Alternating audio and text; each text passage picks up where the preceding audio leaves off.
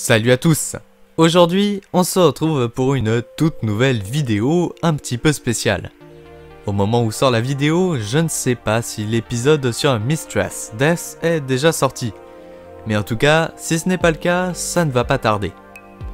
Bref, l'origine de Death est assez étrange, et je me suis dit que vous faire une sorte de chronologie de la création du multivers des comics serait une idée intéressante. Nous y aborderons alors seulement les entités et quelques espèces.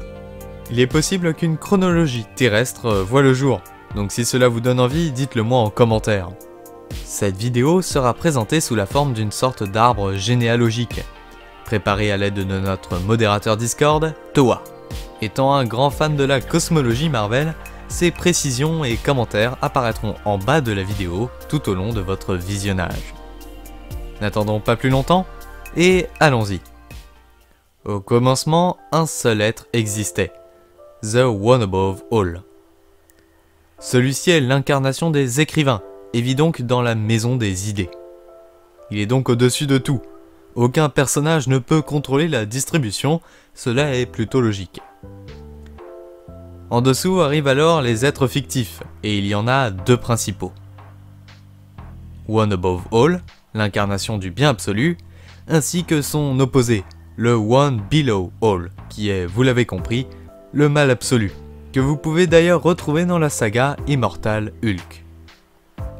Attention, ne confondez pas Oa et Toa. Toa est l'incarnation des écrivains, tandis que Oa est le créateur de toutes choses. One Above All a alors créé le premier univers, autrement appelé le First Firmament. Dans cet univers, la seule chose importante à retenir est la naissance des aspirants. Un groupe de créatures surpuissantes qui finiront par se séparer et à former un clan à part entière, les Célestes. Pourtant, l'univers se détruira, créant ainsi un Big Bang, engendrant la naissance d'un second univers. Lui-même sera détruit, et ainsi de suite, jusqu'au 6e. Si vous vous posez la question, chaque univers possède son incarnation encore aujourd'hui, d'où les visages sur les images. Bref, deux créatures importantes sont nées dans cet univers. La Phoenix Force, plus tard connue chez les X-Men, ainsi qu'un certain Galant. Après la destruction du Sixth Firmament, Oblivion est né, l'incarnation de l'abîme ou encore du vide.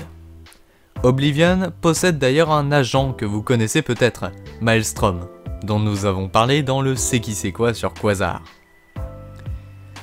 Bref, dans ce vide, certaines créatures bien connues sont nées, telles que Knull, ou encore les Grands Anciens, espèces de Shumagorath. Le 7e univers arrive pourtant, et celui-ci est assez différent puisqu'il s'agit du premier multivers tel que nous le connaissons. Il n'y a plus un univers unique, mais une multitude. Dans ce multivers, la plupart de nos héros sont nés, et vous voyez d'ailleurs leurs premières aventures dans les Strange, Nova et Titan en France. À peu près à la même époque, Oa crée une nouvelle entité multiverselle, le Tribunal Vivant. Je dis multiversel car celui-ci ne possède pas plusieurs versions dans chaque univers, il en existe une seule.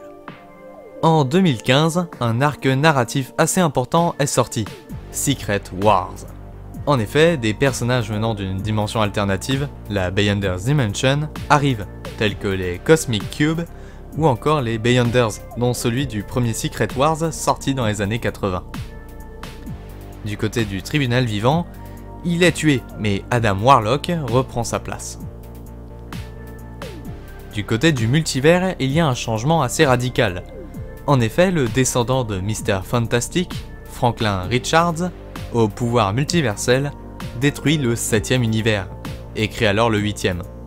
Mais petite différence avec les anciens, les personnages y vivants et leurs histoires ne sont pas réécrites. Pour représenter ce défunt 7e Firmament, l'entité Eternity fut choisie.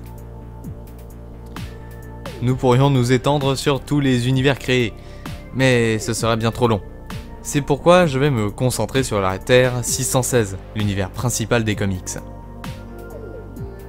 Dans celui-ci, nous retrouvons par exemple les Éternels et les Déviants, créés par les Célestes, ayant tous survécu durant ces changements d'univers. Galant, ayant vécu dans le 6ème univers, a survécu lui aussi au Big Bang et se voit devenir Galactus, le dévoreur des mondes, et le dirigeant de ses héros tels que le Silver Surfer.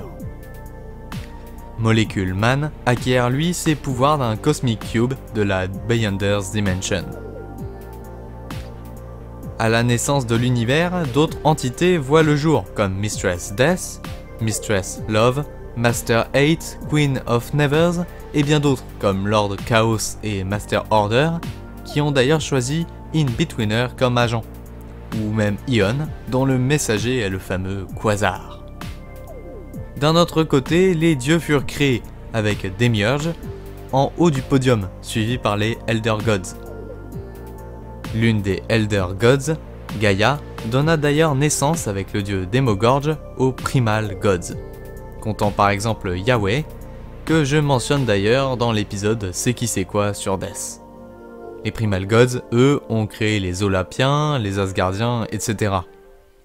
Yahweh, que l'on pourrait assimiler à notre dieu, a lui créé les Spirits of Vengeance.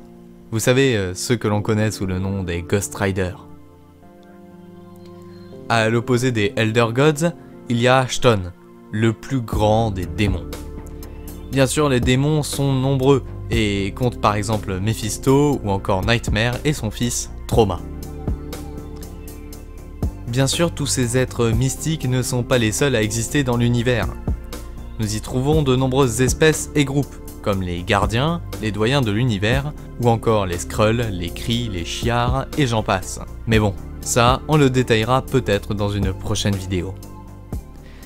Et bien voilà, on en a terminé avec cette sorte de hiérarchie et chronologie cosmique de Marvel. Un grand merci à toi pour l'aide qu'il m'aura donnée pour réaliser la vidéo. J'espère aussi que cette vidéo vous aura plu. Et si c'est le cas, je vous invite à liker, partager et à vous abonner à la chaîne, sans oublier la cloche des notifications. N'hésitez pas non plus à aller faire un tour sur mon Discord, mon site, ou encore tous les réseaux sociaux disponibles en description. Dans tous les cas, je vous dis à bientôt, ciao!